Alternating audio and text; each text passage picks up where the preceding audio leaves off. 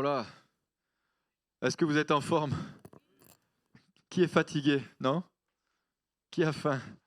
Ah, attendez encore un peu. Ah, il y a des mecs qui sont levés, non? Bon, très bien.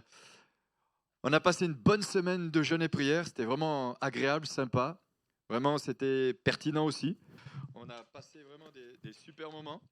Pour ceux qui ont pu venir, merci. Pour ceux qui n'ont pas pu venir, merci aussi. C'est que certainement que vous aviez d'autres occupations. C'est que vous aviez des choses importantes aussi à faire. Peut-être que vous avez jeûné à la maison. Peut-être que voilà, vous étiez en communion avec nous. Mais c'est dommage que vous n'ayez pas pu nous rejoindre parce qu'on a vraiment vécu des moments un petit peu particuliers et spéciaux. Mais avant d'en dire un petit peu plus, peut-être j'aimerais prier pour ce message parce que je pense que le temps passe vite et j'aimerais quand même partager la parole de Dieu. Amen. Est-ce qu'on peut se lever? Oula, j'espère que vous n'êtes pas trop fatigué. C'est le froid qui... Attends, juste avant. Dis à ton voisin, t'as bien fait de venir ce matin. Allez, vas-y, dis-lui. Même si t'as pas besoin, t'as pas... Allez, dis-lui quand même, t'as bien fait de venir. Allez, détends-toi, bouge un peu, bouge un petit peu aussi. Dis-lui, je te sens un peu engourdi ce matin. Je te sens un peu... Hein? Non? Ça va? Alléluia. D'un coup, c'est comme ça. Hein? Les langues se délient, tranquille. On se sent un peu à la maison, on a enlevé les chaussures, on est en chaussons, on est bien, on est dans la maison du Seigneur. Seigneur, on te bénit, on te rend grâce et on te remercie pour ta parole, qu'elle ne retourne pas à toi sans avoir produit son effet. Nous voulons lier dans le nom de Jésus tout ce qui s'oppose à la parole de Dieu et nous voulons libérer maintenant ces temps. Au nom de Jésus, nous prenons autorité sur nos pensées, nous amenons toute pensée captive à l'obéissance de Jésus-Christ. Amen. Je vous invite à vous asseoir. Voilà, cette semaine, nous avons passé une semaine et le thème de notre semaine de jeûne et prière, c'est « J'aime mon Église ». J'aime mon Église. Alors, il y a eu toutes sortes de messages qui ont été partagés. Et il y a eu des messages qui ont parlé de l'amour. Il y a des messages qui ont parlé aussi de ne pas assembler son assemblée, de ne pas abandonner son assemblée. Donc, j'aime mon Église, j'y reste. Et ce matin, j'aimerais aussi, comme thème de ce message, c'est « J'aime mon Église, alors j'en prends soin ». J'aime mon Église, alors j'en prends soin. Et, et j'en veux pour preuve que dans la parole de Dieu, il y a divers hommes et femmes qui ont vraiment pris soin de leur Église. Alors quand je vais parler de l'Église ce matin, je parle de l'Église locale. Je pourrais parler de l'Église, corps de Christ. Et c'est vrai que c'est plus facile de prendre soin de l'Église, corps de Christ, parce que eh bien, je peux ne pas côtoyer des chrétiens qui sont à 10 000 kilomètres et les aimer et dire que je les aime, mais c'est parfois plus compliqué de prendre soin de ceux qui sont juste à côté de nous. Juste, mais vraiment juste à côté. Parce qu'il y a parfois dans nos assemblées des croyants qu'on appelle frères Scie et sœurs Marteau. Non, c'est pas ça? Ça n'existe pas ici. Hein. Mais voilà, donc du coup voilà, j'aimerais vous emmener un petit peu et je suis allé tout au long de cette semaine dans une épître qui est l'épître de Philippe, hein, où Paul, certains disent qu'il a écrit cette épître alors qu'il était en prison à Rome. Et c'est cette épître qui dit « Réjouissez-vous toujours ». Je le répète, réjouissez-vous toujours. Paul avait vraiment ce ministère apostolique que Dieu lui avait confié, mais il avait aussi un véritable ministère d'exhortation, d'encouragement. Il savait encourager, exhorter, fortifier au travers des mots. Il savait vraiment communiquer aussi la vie, la joie, la paix, mais c'était un homme de cœur. Et quand on lit, on médite, on plonge nos regards dans l'épître aux Philippiens, on se rend compte que Paul était un homme de cœur, un homme qui aimait véritablement l'Église, corps de Christ, mais aussi les églises locales qu'il avait implantées. Mais j'ai envie de dire aussi qu'il aime notre Église, parce que s'il avait été ici, ce qu'il a dit aux Éphésiens, ça nous concerne nous aussi. Amen. Alors nous avons vu plusieurs choses. Par exemple, rapidement, on a vu aussi que Paul exhorte les chrétiens, les Philippiens, qui sont en règle générale dans cette église des hommes et des femmes de Rome. C'était des Romains. Hein, il dira dans Romains chapitre 12, verset 2, « Ne vous conformez pas au siècle présent, mais soyez transformés par le renouvellement de votre intelligence. » Dans cette église, les chrétiens entretenaient une relation vraie. Ils entretenaient une relation vraie, une relation véritable. Ils étaient unis les uns avec les autres et ils en faisaient, j'allais dire, un cheval de bataille. Et c'est vraiment tellement important. Alors c'est vrai que Paul le redit aussi aux Éphésiens, aux Éphésiens 4, il dit conserver l'unité de l'esprit par le lien de la paix. Donc il y avait cette notion importante de conserver cette unité. Et on a vu ça rapidement cette semaine. Donc il connaissait une unité de l'esprit peu commune et il faisait tout pour être témoin dynamique dans le monde. Ils faisaient tout pour être dynamiques. C'étaient des hommes et des femmes qui n'avaient pas peur d'annoncer la bonne nouvelle de l'Évangile. Ils partageaient l'Évangile, ils rendaient témoignage de Jésus-Christ, ils gagnaient des âmes, ils cherchaient à ce que le maximum de personnes puissent connaître le Seigneur Jésus-Christ. Et c'est notre désir. C'est une église et qui a besoin, qui vivait un véritable renouveau. Alors pour ceux qui ne nous connaissent pas, de temps en temps, vous avez le droit aussi de dire Amen.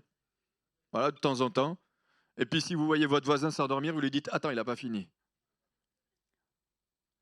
C'était une église qui vivait un renouveau, quelque chose de spirituel. Il y avait un souffle nouveau. Et ça me rappelle, lors du Nouvel An, ou je ne sais plus, dans les jours qui ont précédé, j'ai reçu dans mon cœur, c'est une année de renouveau. Cette année est une année de renouveau.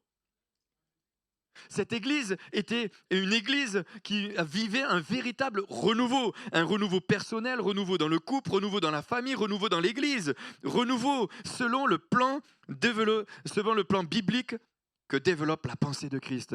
Alors on a vu toutes ces choses. On a vu que la naissance de l'église aussi, que c'est l'apôtre Paul qui en est l'auteur. Le Saint-Esprit ne dirige pas ceux qui lui obéissent. Le Saint-Esprit ne dirige pas ceux qui ne lui obéissent pas. Le Saint-Esprit ne peut diriger. Je me disais, je suis en train de dire un truc, ça ne va pas du tout. Le Saint-Esprit ne peut diriger uniquement ceux et celles qui lui obéissent. C'est tout. Et on retrouve ça dans Actes au chapitre 16, verset 6. Ayant été empêchés par le Saint-Esprit d'annoncer la parole dans l'Asie, ils traversèrent la Phrygie et le pays de la Galatie. Et on voit que Paul a été interpellé pour aller justement à Philippe pour annoncer la bonne nouvelle du Seigneur Jésus-Christ. Le Saint-Esprit utilisera uniquement ceux et celles qui désirent lui obéir, qui désirent faire sa volonté. Pas qui désirent que Jésus fasse leur volonté, mais qui désirent que la volonté de Dieu soit faite dans leur vie. C'est là toute la différence et c'est aussi une clé incroyable et colossale. C'était une église aussi qui n'avait pas peur de pourvoir aux besoins des apôtres. Ils n'avaient pas peur de donner. Moi, j'aime cette église parce que c'est une église qui donne. Et j'aime aussi la nôtre parce que nous sommes une église qui donnons. Et je l'ai dit plusieurs fois pour ceux qui sont là peut-être ce matin, mais on a fini de construire un bâtiment au Centrafrique, à l'orphelinat Albert Burkhardt, où nous, à l'intérieur, il y a 4 salles de classe. Les enfants prochainement vont pouvoir aller étudier dans cette école qui s'agrandit encore. Nous avions construit il y a quelques années en arrière une pharmacie à Bambari. Quelle joie de voir qu'elle fonctionne encore aujourd'hui. J'y suis retourné il y a 3, 4 ou 5 ans, je ne sais plus, le temps se passe vite. Elle marche encore, elle fonctionne encore. Et là, nous avons le projet de construire un bâtiment au nord du pays du Congo-Brazzaville, du côté de Moualé, pour ceux qui connaissent, Moualé, Penkola, enfin bref, je ne sais plus le nom exactement, là, comme ça. Bon bref, du côté de Moualé, c'est au nord. Et donc, on veut construire une école. Jean Balé me dit, il faut qu'on construise une école pour les pygmées, pour qu'eux aussi, ils puissent bénéficier d'études, ils puissent apprendre à lire et à écrire. Alléluia. C'était une église qui pourvoyait aux besoins. Ils n'avaient pas peur de donner. Et j'ai remarqué une chose, c'est que quand je donne, je reçois. Quand je donne, je ne suis jamais dépouillé. Il faut donner intelligemment quand même. Et pas n'importe où à n'importe qui. Mais je donne là où je sais où ça va être bien utilisé. En prison à Rome, ils lui envoyèrent un des leurs, Épaphrodite, avec de nouveaux secours. On ne connaît pas trop Épaphrodite. Il n'y en a pas trop des Épaphrodites au milieu de nous. Et pourtant si, parce que je sais que beaucoup donnent.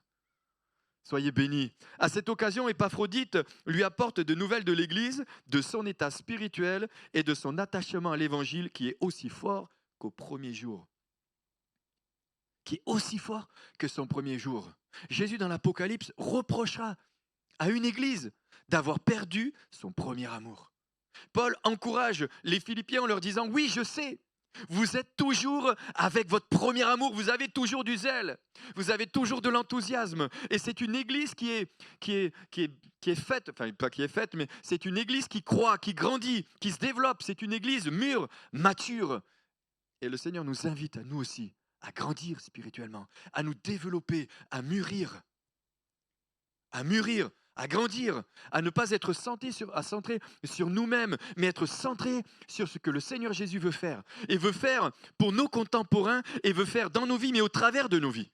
C'est pour ça, tout à l'heure, nous avons encore déclaré, je déclare que par la puissance de Dieu qui agit en moi et au travers de moi, je déclare cette réalité. Le Saint-Esprit agit en nous et au travers de nous. Et même si parfois nous ne voyons pas qu'il a agi, il a agi. Il a agi. Il a agi. Parce qu'il agit. Il connaissait leur position. Et l'apôtre Paul et Timothée connaissaient leur position en Christ. Ils étaient envoyés comme des serviteurs. Ils étaient des serviteurs. J'ai rappelé ça encore cette semaine.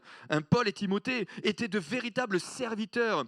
Et pour l'église de Philippe, ils étaient des serviteurs. Ils n'étaient pas des hommes serviteurs qui étaient servis, mais ils étaient des serviteurs, esclaves qui servaient.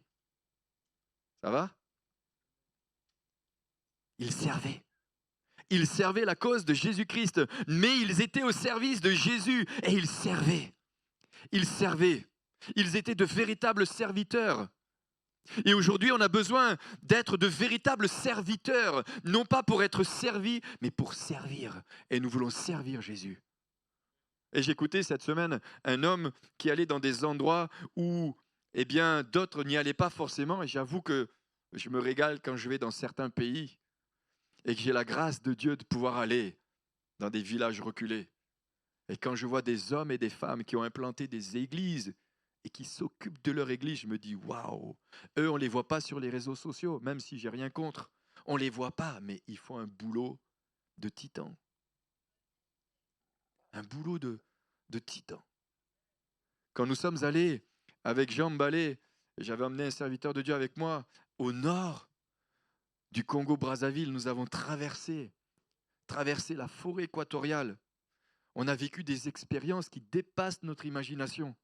Mais si je n'avais pas été là-bas, je n'aurais pas vécu cette expérience que j'ai vécue, alors que nous étions entre Pokola, c'est Pokola la ville, entre Pokola, nous avons traversé le fleuve et nous sommes rentrés dans la forêt équatoriale et nous avions à peu près 400 km dans la forêt. Et à un moment donné, on était perdus. Mais il n'y a pas de pompe à essence. Les pompes à essence, ça n'existe pas là-bas. Et donc, du coup, on était perdus. Et à un moment donné, on s'est dit, mince, comment on va faire ? Et puis d'un coup, on a vu quelqu'un débarquer de nulle part, sur le bord de la piste, bien habillé, avec un français parlé correctement, sans accent, nickel. On aurait dit qu'il n'avait pas une seule poussière sur lui. Et là, il nous dit, bon, pour aller jusqu'à Moilé, vous avez 60 km tout droit, vous prenez sur la droite là-bas, vous prenez sur la gauche, et après, vous allez arriver. Bon, on file, on se retourne, plus personne. Et les frères me disent, ça, c'était un ange. Ça, c'était un ange. Mais on peut vivre des expériences incroyables dans la mesure où on permet à Jésus de nous utiliser. C'est ça. C'est ça qui nous permet de vivre des expériences extraordinaires. Et cette église, elle avait compris des principes spirituels. Elle avait compris que c'était important d'obéir à ce que Jésus avait mandaté cette église. Ils avaient compris cette réalité. En écrivant cette lettre à l'église de Philippe, Paul et Timothée se placent dans la catégorie des serviteurs. Ils sont des serviteurs. J'aime ce texte de la parole de Dieu dans Marc au chapitre 8, versets 34 à 37, où il est dit « Puis ayant appelé la foule avec ses disciples, il leur dit « Si quelqu'un veut venir après moi, qu'il renonce à lui-même, qu'il se charge de sa croix et qu'il me suive. Car celui qui voudra sauver sa vie la perdra, mais celui qui perdra sa vie à cause de moi et de la bonne nouvelle la sauvera. Et que sert-il à un homme de gagner tout le monde s'il perd son âme? Que donnerait un homme en échange de son âme ?» C'était une église qui avait compris le prix du renoncement. Elle renonçait. Elle a renoncé à ses droits. elle renonçait pour servir Jésus. Le renoncement à soi, et j'en ai parlé, pour ça que je ne vais pas m'éterniser, renoncer à soi, et vous pourrez écouter sur SoundCloud nos messages, renoncer à soi-même est sans doute l'une des expressions les plus difficiles à traduire correctement dans l'évangile de Marc. Malheureusement, trop nombreux sont ceux qui l'ont pris dans le sens de la nécessité de s'interdire certains plaisirs ou certains objets, alors qu'ils signifient en réalité un renoncement à ses propres prérogatives ou à ses intérêts personnels. C'est ça, le renoncement. En fait, le renoncement, c'est s'oublier. Alors, j'ai posé une question, et je vous la pose aussi. Jésus est-il réellement votre maître ? Jésus est-il véritablement... Je n'ai pas de doute sur le fait que Jésus est votre Seigneur. Comme Jésus est mon Seigneur. Ça, je n'ai pas trop de doute à ce niveau-là. Mais est-ce que Jésus est véritablement notre Sauveur ? Est-ce que Jésus est véritablement votre Sauveur ? Et je me rends compte que ça fait plusieurs semaines que je pose souvent la même question, entre Jésus Sauveur et Jésus Seigneur. Et peut-être c'est parce que le Saint-Esprit veut nous interpeller sur notre façon de vivre, de marcher, l'appel que nous vivons. Est-ce que nous sommes dans les clous de ce que Jésus veut pour nous, ou est-ce que nous vivons notre petite vie tranquille, pépère ? Voilà, on attend tranquillement le retour du Seigneur, à la maison, tranquille. Quel est le but principal de votre vie ? Ou quel est le but principal de notre vie ? Est-ce que le but principal de ma vie, c'est de servir le Christ ? Est-ce que le but principal de ma vie, c'est servir Jésus ? Ça, c'est une question que je peux répondre. Mais c'est une question que vous êtes amené à vous poser aussi. Est-ce que je vis pour moi ? Est-ce que je vis pour ma famille ? Est-ce que je vis pour m'enrichir ? Ou est-ce que je vis pour servir Jésus ? Je ne suis pas contre l'argent, et c'est d'ailleurs avec ça qu'on arrive à construire des locaux et des bâtiments, et c'est comme ça aussi qu'on peut avoir des locaux. Mais est-ce ma véritable priorité, ou est-ce ma priorité, c'est de servir le Seigneur ? Mais pas servir le Seigneur comme moi j'ai envie, comme lui a envie. Et cette Église avait compris cette réalité-là. Elle avait compris ce principe de maturité. Elle était mûre, elle était mature. Et nous, en tant que croyants, nous devons nous étirer, comme je disais, nous laisser pousser par le Seigneur pour grandir un peu. Parce que je trouve parfois qu'on s'écoute un peu trop. Alors il s'est adressé aux saints de Philippe, ceux qui étaient mis à part. Et puis, cette église, comme on a vu, c'est une église structurée. Elle est structurée avec des anciens, avec des évêques. J'ai dit la distinction qu'il y avait. Les anciens, ça concernait plus les juifs, et les évêques, c'était tous les gentils qui s'étaient convertis. D'accord ? Les anciens, c'était aussi des chefs religieux. Et puis, il y avait aussi des diacres, parce que cette église a grandi. Quand l'église grandit, il y a des hommes de Dieu qui sont établis, des femmes de Dieu qui sont établies, mais il y a aussi des anciens, des diacres, des ministères. Mais il y a aussi des diacres et des diaconesses. Et eux ont un rôle un petit peu plus d'administration. On retrouve ça dans Actes au chapitre 6, où l'apôtre Pierre a dû établir des diacres qui étaient remplis du Saint-Esprit. Pas des hommes comme ça et des femmes comme ça, des hommes et des femmes qui correspondaient à des critères, qui étaient remplis du Saint-Esprit. Étienne faisait des miracles que des pasteurs ne font pas. Des fois, on a presque envie de dire, Seigneur, accorde-nous l'onction qu'avait Étienne. Il faisait tellement de miracles. Dieu l'utilisait d'une telle façon. Bon, il faut dire aussi qu'il est mort d'une drôle de façon aussi. Bref, j'avance. Et puis, il y avait cette nécessité chez Paul de toujours proclamer que la paix et la grâce soient sur vous. Que la paix et la grâce soient sur vous. Et là, c'est encore le même principe. Deux mots qui veulent dire la même chose. Paix, c'est shalom. Ça s'adresse aux Juifs particulièrement. Shalom, c'est la bénédiction. Soyez dans la bénédiction, que le shalom de Dieu vous accompagne. Et la grâce, c'est la même chose, mais c'était pour les gentils, ceux qui s'étaient convertis, ceux qui avaient rencontré le Seigneur, mais qui n'étaient pas de source juive. La grâce est employée très fréquemment chez les gentils, tandis que le mot paix est une salutation usuelle chez les Juifs. Paul démontrait son amour pour les Philippiens. Paul avait un amour pour cette église. Alors vous allez me dire, peut-être que lui avait beaucoup d'amour pour cette église parce qu'il en était le fondateur. Je ne crois pas. Je crois que c'était la nature de Jésus en lui qui se manifestait. Je crois que c'était la nature de Jésus dans sa propre vie qui se manifestait pour les croyants de cette église. D'ailleurs, c'était la même chose pour les Corinthiens, c'était la même chose pour les Éphésiens, c'était la même chose pour les Galates. Quel homme et quel amour avait-il? Alors non. Est-ce qu'on ne pourrait pas avoir un peu plus d'amour pour le frère qu'on voit et la sœur qu'on voit aussi? Est-ce qu'on ne pourrait pas grandir un petit peu plus dans cet amour-là? J'avance. Tellement de choses à dire. Cette église, elle était structurée. Elle était organisée. Elle avait de la sagesse et de l'intelligence. Mais par contre, il y avait une chose qui se manifestait, c'est que ceux qui étaient à la tête de cette église avaient été véritablement bien choisis. Et je crois que pour que une église soit véritablement bien structurée et qu'elle puisse croître et grandir et que le peuple de Dieu soit en sécurité, il nous faut choisir des hommes, des femmes qui soient véritablement choisis de la part de Jésus. Si nous choisissons des personnes qui ne sont pas choisies et nous les établissons, c'est là que nous rencontrons des problèmes. Cette semaine, mon attention a été attirée particulièrement vendredi. Je dis, Seigneur, mais pourquoi on a vécu autant de choses? Et pourquoi l'Église vit tant de choses? Et le Saint-Esprit me parle. Il me parle de 1 Timothée chapitre 4 à partir du verset 1, où il dit, il y a des esprits séducteurs. Et il y a des croyants et des chrétiens qui sont influencés par des esprits séducteurs, dont un qui existe depuis tellement longtemps. Ce sont les fils de Corée, qui se sont rebellés contre Moïse. Contre Moïse.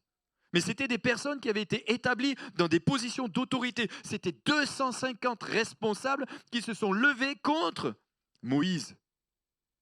Mais quand on voit le résultat, on se dit waouh. Ça veut dire que, eh bien, lorsque nous sommes dans des positions d'autorité que Dieu nous a données, veillons aussi que nous ne soyons pas influencés par de mauvaises choses. Ah, vous allez dire, ah mais non, mais on est tous chrétiens. Oui, on est chrétiens, mais j'ai vu combien de chrétiens influencés par des ténèbres?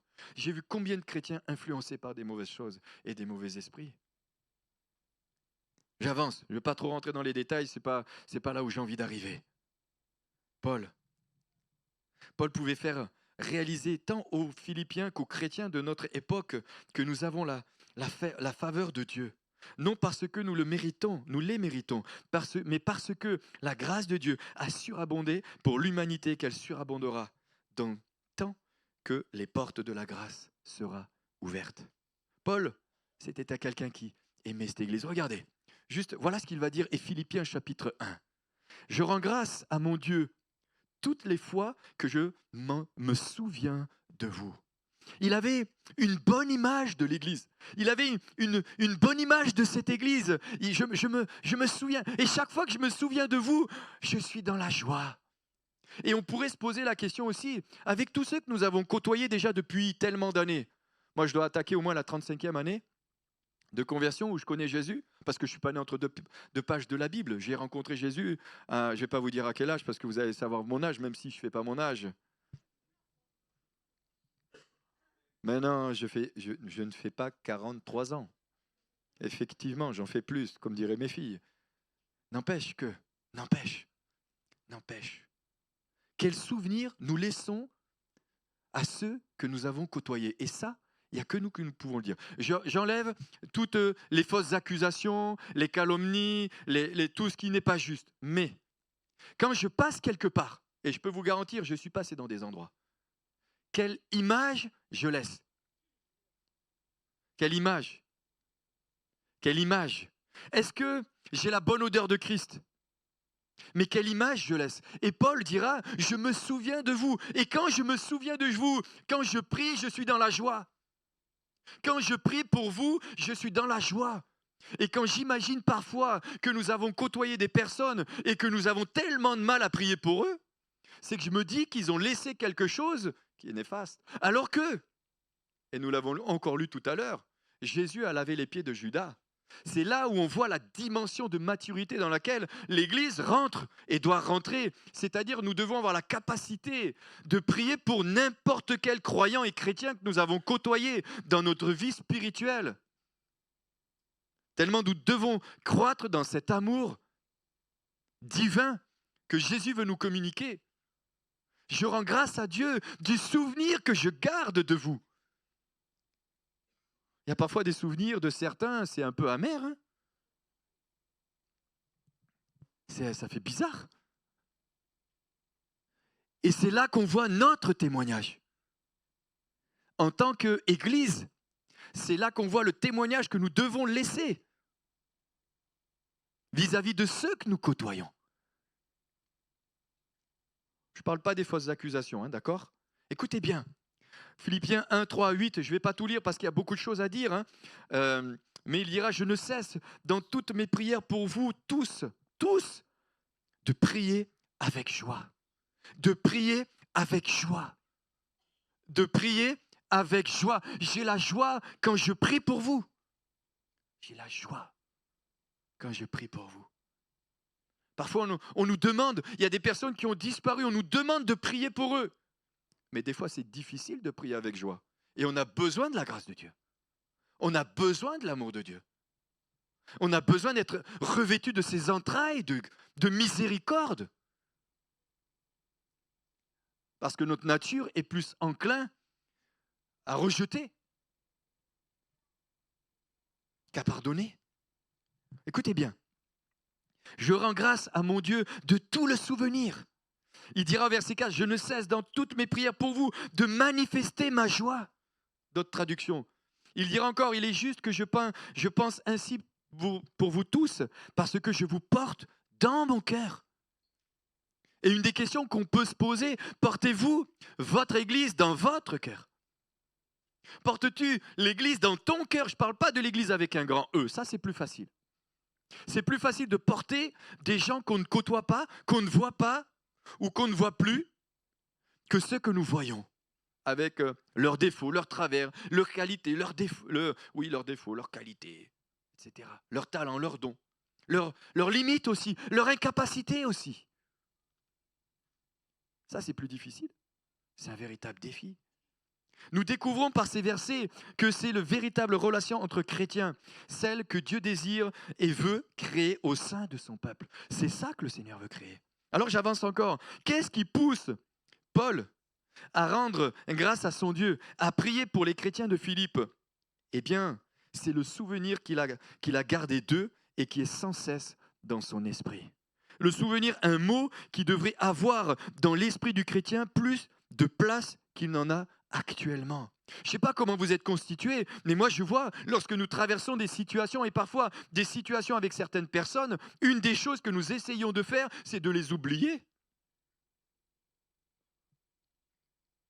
Ça va? Je ne vous choque pas? À cause du souvenir qu'ils ont laissé. Et c'est là qu'on voit que nous ne pouvons pas avancer comme ça. Ce n'est pas possible. C'est l'amour qui doit triompher. C'est la compassion qui doit triompher. Mais c'est pour ça que j'en viens à un autre point après, et on va voir après, il dira que votre amour abonde. Que votre amour abonde.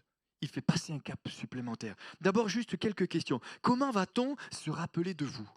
Je vous laisse cette question, vous pourrez la noter, vous pouvez la poser à votre femme, non, ou à votre mari, ou vous pourrez, non, ne la poser, gardez-la pour vous. Mais c'est une question qu'on doit se poser, tous enfants de Dieu que nous sommes.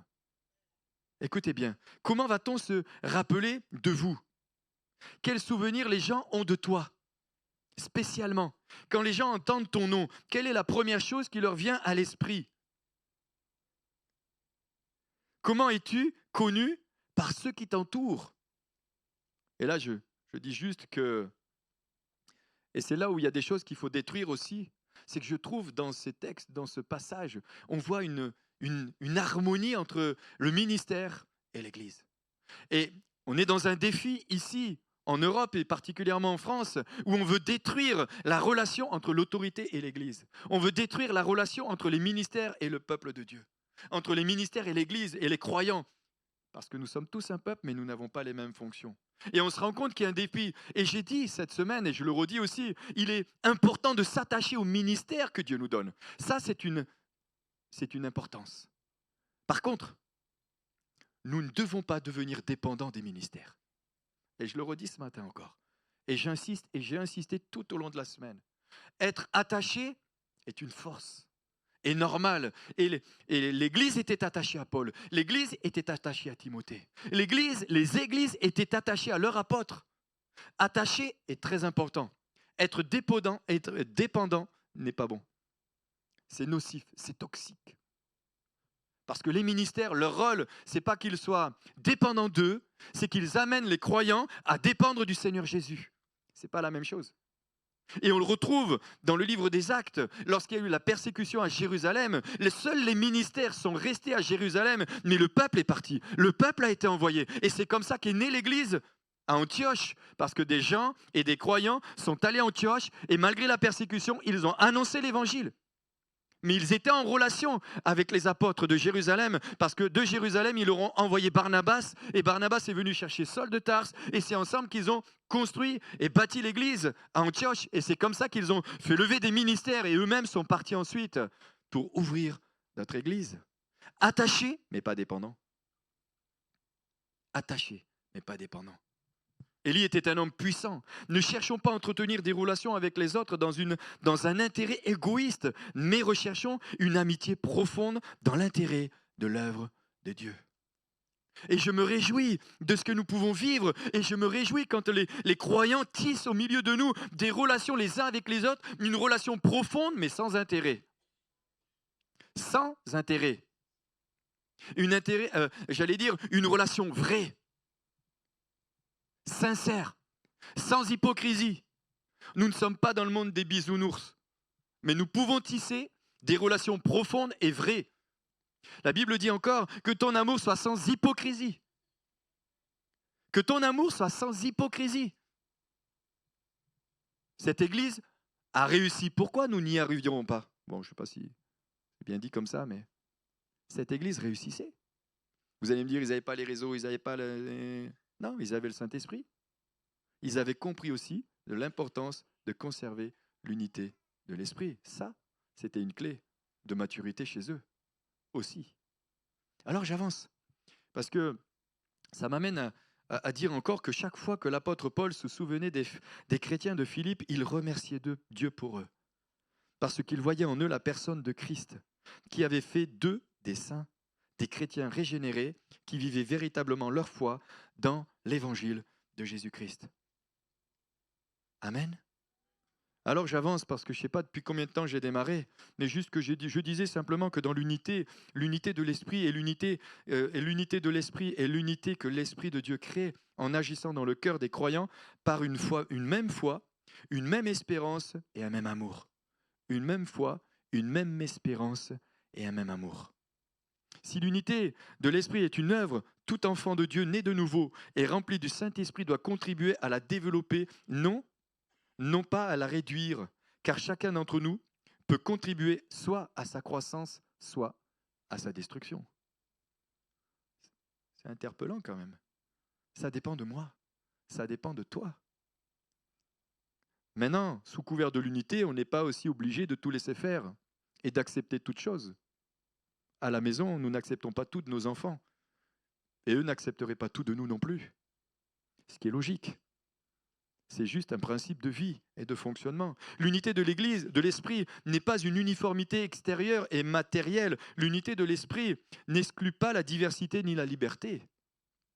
C'est pour ça que j'ai dit attaché au ministère, mais pas dépendant. Attaché au ministère, mais surtout dépendant de notre Seigneur. Dépendant de notre Seigneur. Ah, qu'est-ce que j'aime la Bible! L'unité de l'esprit qui règne véritablement dans une église et dans la vie de chaque croyant devra, par sa nature même, tendre à se manifester au dehors. Alors, Paul aimait tellement profondément cette église qu'il adressait des prières en sa faveur. Il priait, il intercédait.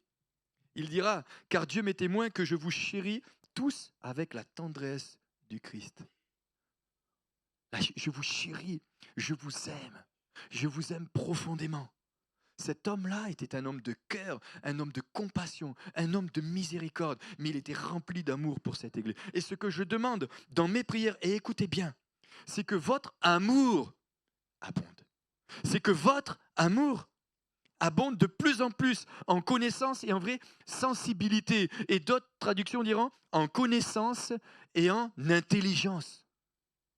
en connaissance et en intelligence. Mais que votre amour grandisse, se développe, que vous soyez remplis de cette compassion et de cet amour. C'est pour ça qu'il dira, soyez mes imitateurs comme je le suis celui de Christ. Il pouvait dire, soyez mes imitateurs parce que lui était tellement rempli de l'amour divin de Jésus et de Jésus qu'il pouvait dire aux Philippiens, aux Éphésiens et aux autres, eh bien, soyez mes imitateurs. Aimez comme moi j'aime. Pardonnez comme moi je pardonne. Il dira à un moment donné dans des textes, ceux à qui vous pardonnez, je pardonne aussi.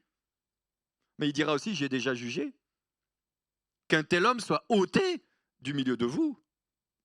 Il savait aussi trancher, il savait aussi prendre des positions. Il dira même aussi, éloignez-vous de ceux qui causent des divisions. On n'est pas en train de parler de l'amour chamallow ou l'amour qui accepte tout sous couvert de l'amour. C'est un véritable amour, c'est un amour divin, c'est l'amour de Dieu. Et l'amour divin et l'amour de Dieu n'est pas réduit à l'amour dont nous aimons. Et nous aimons souvent avec un amour humain, mais nous devons apprendre à aimer d'un amour divin. Ouh, ça c'est pas mal, hein? Rempli de cet amour qui vient du trône de la grâce. Que votre amour abonde, que votre amour se développe. Il dira dans un autre texte, élargissez vos cœurs, élargissez vos cœurs. C'est un homme qui a été capable de dire, tous m'ont abandonné, Crescent pour le siècle présent, Démas pour le siècle présent, etc., etc. Tous, seuls, le Seigneur m'a assisté, et pourtant, il continuait à aimer. Cette Église avait compris quelque chose d'essentiel. Elle était mûre, elle était mature, ils avaient compris que c'était important que cet amour soit répandu dans nos cœurs et dans leur cœur. Mais j'ai envie de dire que ce que Paul a écrit aux Philippiens, il nous le dit aussi ce matin à chacun de nous, que votre amour abonde, que ton amour abonde, que ton amour abonde. Cette semaine, Jérémie a partagé sur « N'abandonne pas ton assemblée ». Et il disait que c'est vrai que, et c'est une réalité et on le vit, parfois quand certains partent, il y a ce sentiment d'abandon.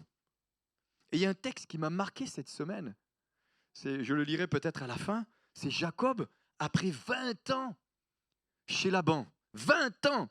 Il a travaillé 20 ans pour avoir Rachel, il a eu Léa, il a eu des troupeaux, il a eu des fils, des filles, il a eu vraiment plein de choses. Et il est dit, il est parti mais il a trompé Laban. Je le relirai tout à l'heure. Mais vous pourrez lire ça dans Genèse chapitre 31, versets 20, 27 à 28. Et Jacob trompa Laban, l'araméen, en ne l'avertissant pas de sa fuite. Il s'enfuit avec tout ce qui lui appartenait. Il se leva, traversa le fleuve et se dirigea vers la montagne de Galaad. Verset 27. Pourquoi as-tu pris la fuite en cachette? M'as-tu trompé et ne m'as-tu point averti? Je t'aurais laissé partir au milieu des réjouissances et des chants, au son du tambourin et de la harpe. Tu ne m'as pas permis d'embrasser mes fils et mes filles. C'est en insensé que tu as agi. Je relisais ça cette semaine, dans cette semaine de jeûne, où le thème c'est j'aime mon église. Et je me suis dit, mais c'est drôle. Il n'y a rien de nouveau en fait. Même Jacob l'a fait. Même Jacob l'a fait. Pourquoi t'es parti? On t'aurait laissé partir. Ah non, non, mais c'est parce que sinon, ouais, mais parce que là-bas, si j'avais dit que je partais, on m'aurait traité de... Mais c'est tout ce que tu penses de nous? N'empêche que ça m'interpelle. Jacob l'a fait. Tu nous as pas permis d'embrasser pour dire au revoir. Ce sentiment d'abandon. Et vous ne pouvez pas vous imaginer. Si, je pense. Quand parfois, les gens partent. Et ça, c'est un cœur de berger qui parle. Ce sentiment qui est là. C'est vrai qu'il y a la remise en question. Qu'est-ce que j'ai fait? Qu'est-ce que j'ai pas fait? Qu'est-ce que j'aurais dû faire? Qu'est-ce que j'aurais dû dire? Qu'est-ce que j'aurais pas dû dire? Et on a toujours l'impression de faire jamais assez. Ou de faire toujours trop. Ou si tu poses une question, tu as posé la même question. Si tu ne l'as pas posée, tu aurais dû la poser. Si tu les as visités, tu t'ingères dans la famille. Si tu ne les invites pas, si tu ne les visites pas, tu ne fais pas ton boulot de pasteur. Priez pour nous, pauvres pécheurs. Nous avons tellement besoin de la grâce. Il nous faut tellement de discernement. Sentiment d'abandon. Si j'aime mon église, je ne l'abandonne pas.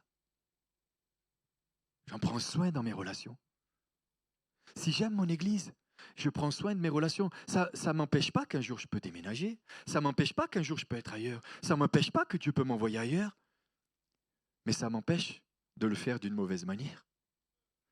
Qu'est-ce que je laisse? On était dans la semaine de jeûne et prière et hier samedi, il m'est revenu, et je vous dis, des noms comme ça. J'ai dit, oh là là Seigneur, je t'apporte ça.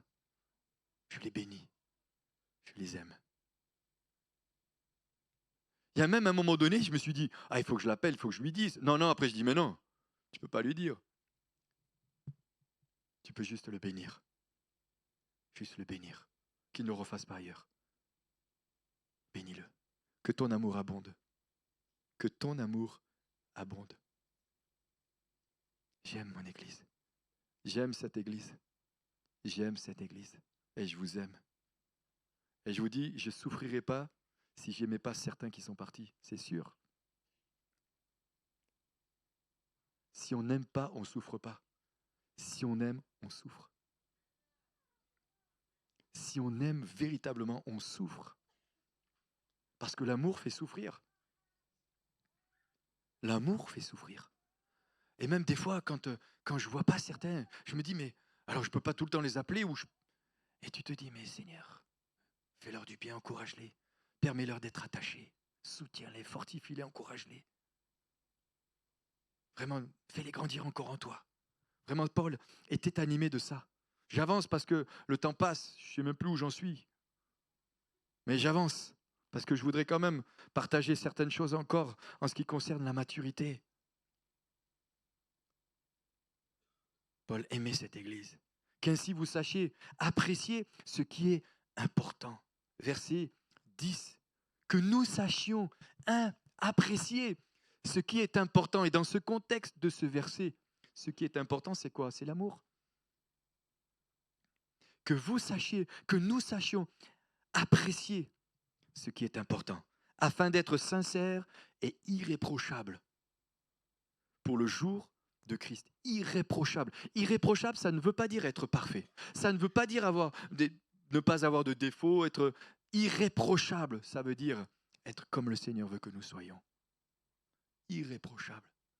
Des enfants de Dieu qui reflétons la gloire de Dieu. Et puis il dira, je veux que, non, il va même plus loin, verset 11, rempli du fruit de justice qui vient par Jésus-Christ à la gloire de la louange de Dieu. Et le verset 12 dira, je veux que vous sachiez, frères, que ce qui m'est arrivé a plutôt contribué au progrès de l'évangile. Il leur dira même, mais réjouissez-vous, si moi je suis en prison et je suis dans les chaînes, vous continuez à annoncer l'évangile, continuez à vous aimer les uns les autres, continuez à prier les uns pour les autres, continuez à vous encourager les uns et les autres, continuez et continuez encore. Mais en même temps, il leur dit, continuez à vous pardonner et continuez à vous pardonner encore. Et je me souviendrai toute ma vie de ce qu'un jour quelqu'un m'a dit. Il m'a dit, mais ici, il n'y a que des problèmes. Alléluia. C'est normal. Nous sommes tous avec des défauts. Que celui qui est sans défaut lève la main. Ah, Prosper, tu viens me voir à la fin du culte. On va prier ensemble. Là, comme on dirait en Centrafrique, tu as fait le mbana. Hein. D'ailleurs, ça me fait plaisir de vous voir. Que celui qui est sans péché jette le premier la pierre, a dit Jésus. Et cette femme était prise en flagrant délit d'adultère. Que celui qui est sans péché jette le premier la pierre. Qui a jeté une pierre à cette femme? Personne. Même Jésus ne l'a pas condamnée. Même Jésus. Alors, j'avance, bien-aimé, parce qu'il dira à certains, il est vrai, prêche le Christ. Là, ce matin, je me disais, mais c'est incroyable. Je relisais le texte avant de venir. Certains, il est vrai, prêchent le Christ par envie et rivalité. Ils prêchent Jésus par envie et rivalité. Eux, ils n'avaient pas compris grand-chose. Hein. Quel esprit t'anime? Quel esprit t'anime? Par envie et esprit de rivalité. Mais d'autres le font dans de bonnes dispositions ou dans des dispositions bienveillantes, remplies d'amour et de grâce. Ceux qui agissent par amour, sachant que je suis établi pour la défense de l'évangile, tandis que ceux-là annoncent le Christ dans un esprit de rivalité. Leurs intentions ne sont pas pures et ils pensent ajouter quelque chose, quelques tribulations à mes chaînes. Écoutez bien, et Paul va dire, et c'est là qu'on voit le gars, mais c'est le sommet. Et il te dit, lui, franchement, il est bon. Hein, et il dira, qu'importe, de toute manière, que ce soit sous un faux prétexte ou que ce soit en vérité, Christ est annoncé. Ah, ce Paul, moi je l'aurais appelé Félix. Il retombe toujours sur ses pattes. Il y a toujours le bon côté. Il me fait penser, vous savez à qui? À mes beaux-parents. Ma femme est aussi souvent comme ça. Elle va toujours trouver le truc bien. Parfois, moi, c'est plutôt l'inverse. Le petit truc qui, paf, je vais mettre le... Elle, non, toujours le... Mais non, le petit truc qui fait que. Et c'est ça qui permet que les relations soient bonnes. Parce que tous les défauts, si on devait étaler sur une feuille tous les défauts que nous avons les uns les autres, eh ben... Et puis d'un autre côté, on mettrait toutes les qualités. Parfois, j'ai l'impression que les défauts sont beaucoup plus nombreux que les qualités. Après, on met juste les qualités de cœur. Et des fois, on serait aussi étonné. Hein. Mais Paul, il va dire, peu importe. L'essentiel, c'est que Jésus soit annoncé. Que Jésus soit annoncé. Il n'y a pas de place dans le quartier, c'est pas grave. L'essentiel, c'est que Jésus soit annoncé. On a fait une semaine de jeûne, tu ne peux pas jeûner, c'est pas grave. L'essentiel, c'est que Jésus soit annoncé. C'est ça qui est important. Pasteur, il n'a pas de cravate dimanche, c'est pas grave. Simon n'en met jamais d'ailleurs, mais c'est pas grave. L'essentiel, c'est que l'évangile soit annoncé. C'est ça qui est important. Que votre amour abonde. Je prends soin. Alors j'avance parce que c'est vrai qu'il faut avancer encore un peu. Je ne sais même plus combien de temps j'ai mis. J'avance juste pour finir, pour conclure. Car je sais que cela tournera à mon salut grâce à vos prières et à l'assistance du Saint-Esprit. Il y avait encore tellement de choses à dire. Quand Paul dira encore aux Philippiens, ne cherchez pas votre intérêt, cherchez l'intérêt du Seigneur. Ça, c'est dur, un dimanche matin.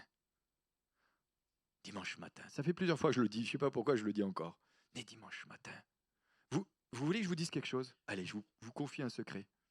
Vous ne pouvez pas vous imaginer le bien que j'ai quand je vous vois le dimanche matin et aux réunions.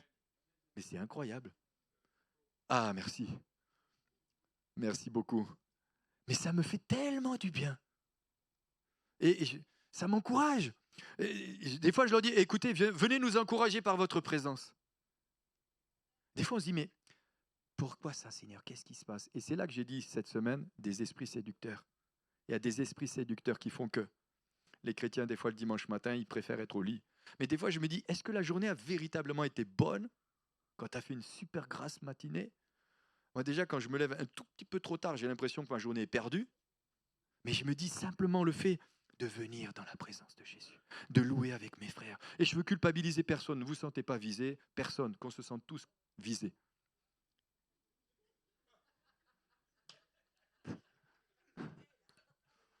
Oh là, j'ai fait un crochet.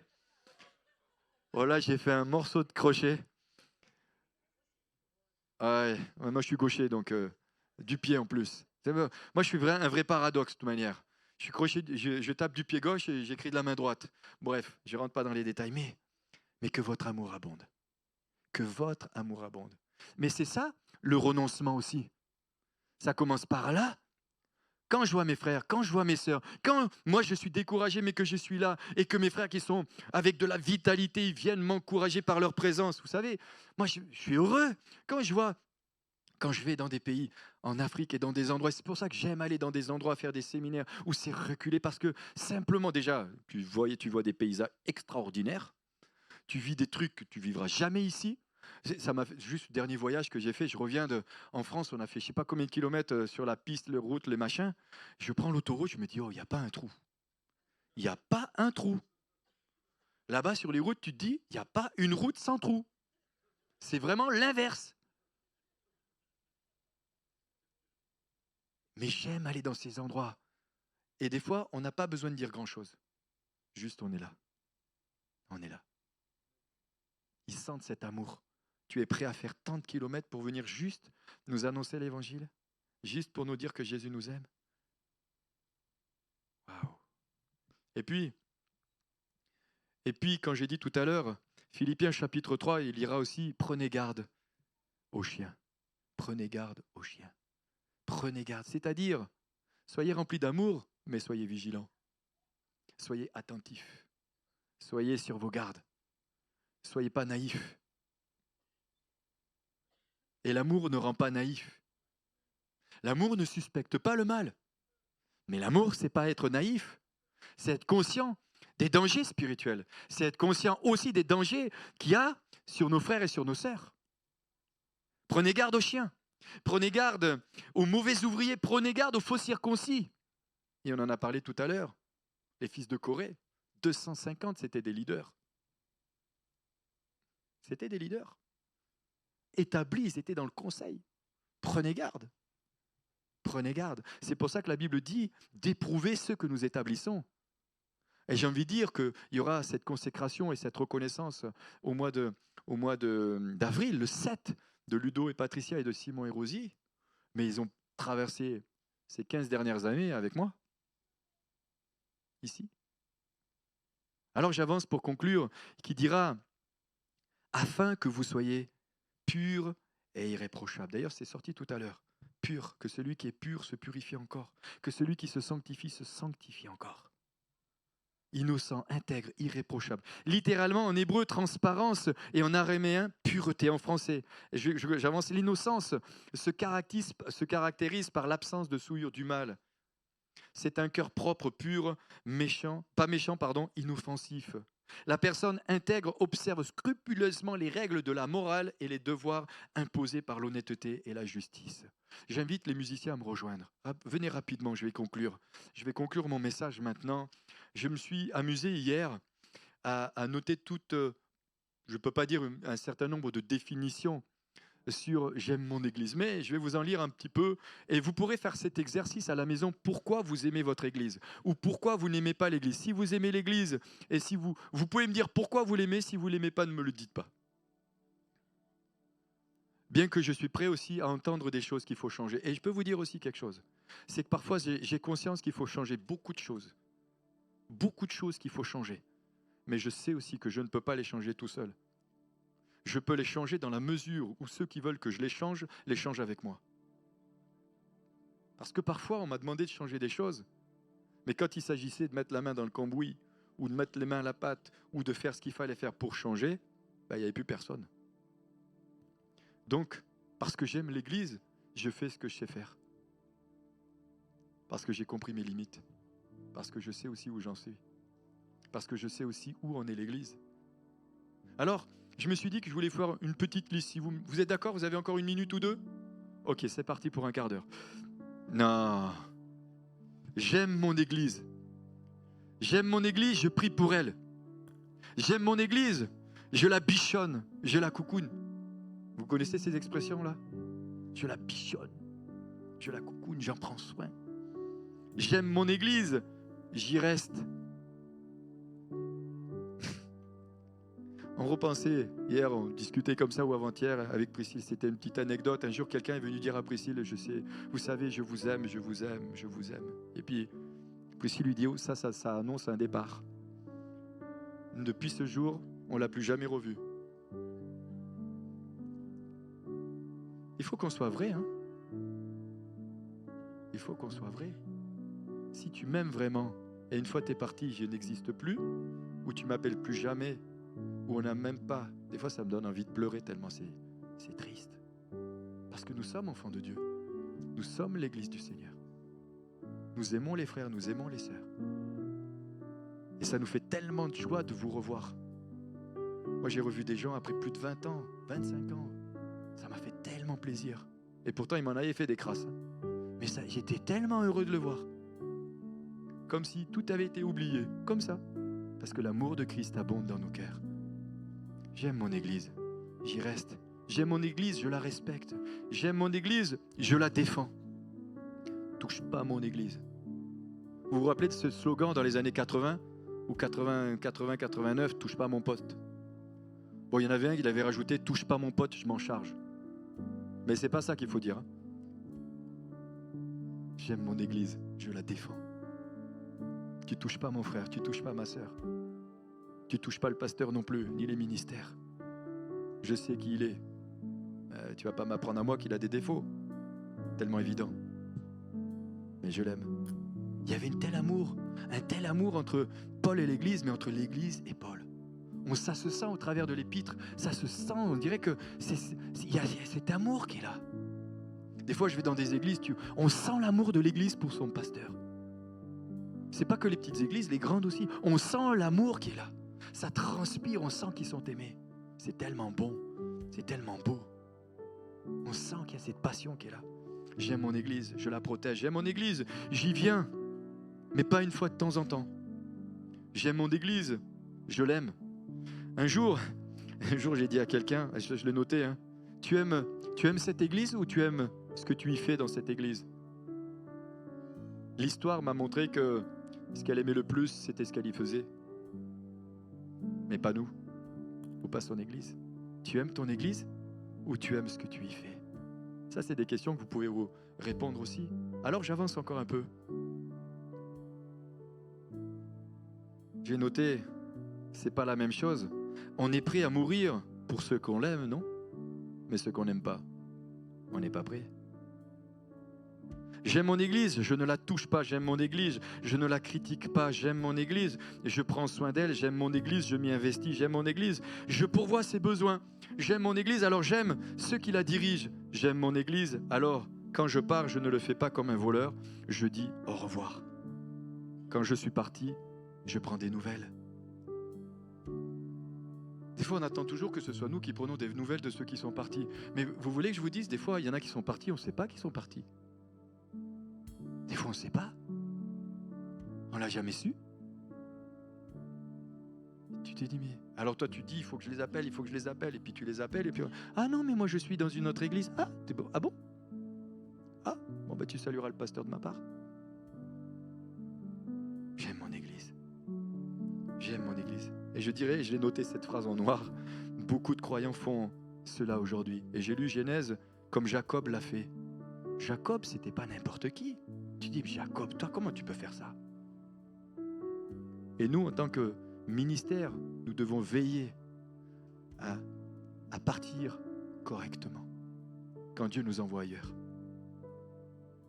Et ça, c'est des défis. J'aime mon église, mais quand tu pars, on n'existe plus, ou tu as oublié que l'on existait. J'aime mon église, alors je tisse des relations profondes avec elle. J'aime mon église. Alors mon amour pour elle est sans intérêt personnel. J'aime mon église, alors je souffre quand quelqu'un souffre. J'aime mon église, alors je suis dans la joie quand quelqu'un est dans la joie. J'aime mon église, alors je suis heureux quand quelqu'un est béni. J'aime mon église, donc je ne la juge pas. J'aime mon église, alors je participe à son développement. J'aime mon église, alors quand je ne suis pas là, je leur manque. J'aime mon église, mais quand je ne suis pas là, je leur manque. Et oui, je leur manque. Des fois on me dit, ah, tu nous as manqué, tu n'étais pas là. D'un côté, ça nous touche et ça veut dire qu'il y a cette affection qui est là, cette relation qui est là. Et c'est normal. Mes enfants sont plus certaines, elles sont plus tous les jours à la maison. Mais tous les jours, je dis aux 2 dernières, mais qu'est-ce qu'elles me manquent alors? J'aime mon église. J'aime mon église, alors je veux qu'elle grandisse, qu'elle mûrisse, qu'elle se développe. J'aime mon église parce qu'elle m'a permis de rencontrer Jésus. J'aime mon église, alors je conserve l'unité de l'esprit. J'aime mon église parce que j'y reçois l'enseignement de la parole de Dieu. J'aime mon église parce que c'est là que mes enfants grandissent avec d'autres enfants qui partagent les mêmes valeurs chrétiennes. C'est tellement important et tellement précieux. J'aime mon église parce qu'elle me remet en question et elle me remet souvent en question. Mais quand j'ai plus d'église, qui me remet en question? Les messages que j'entends sur Internet? Souvent, j'entends des messages qui me conviennent, qui me plaisent. Je ne vais pas écouter des messages qui ne m'intéressent pas. Mais l'Église, elle va me remettre en question parce qu'un dimanche matin, tu peux être là, ou un mardi, ou une réunion, et paf, tu vas entendre un enseignement qui... Bon, ce matin, le pasteur, il n'a pas très bien prêché. Il a dit des choses, je n'ai pas envie de les entendre. Ça ne me convient pas vraiment. Ah ouais? Ben, mets-toi devant le Seigneur. Peut-être que c'était ce que tu avais besoin d'entendre. Ce que nous avions besoin d'entendre. Ce que nous avions besoin d'entendre. J'aime mon Église parce qu'elle me met souvent en question. J'aime mon Église parce que c'est l'endroit où je peux exercer les dons spirituels. J'aime mon Église parce que je peux participer à la croissance de ceux qui viennent de rencontrer Jésus. Waouh! C'est tellement beau quand il y a des nouvelles personnes qui viennent au milieu de nous. Mais c'est ensemble qu'on peut les faire grandir. Dans la foi, pas que simplement les ministères, pas que ceux qui enseignent, c'est tous, vous et moi, ensemble. J'aime mon Église, parce que c'est là que je peux servir mon Seigneur et Sauveur. J'aime mon Église parce que c'est parce que Dieu m'a placé là. J'aime mon Église parce que c'est là que l'on s'aime les uns les autres. J'aime mon Église parce qu'elle n'est pas parfaite, et je finis. J'aime mon Église parce que c'est ma famille. J'aime mon Église parce que c'est ma famille. On peut se lever un instant. Seigneur, je te bénis et je te rends grâce. Et j'ai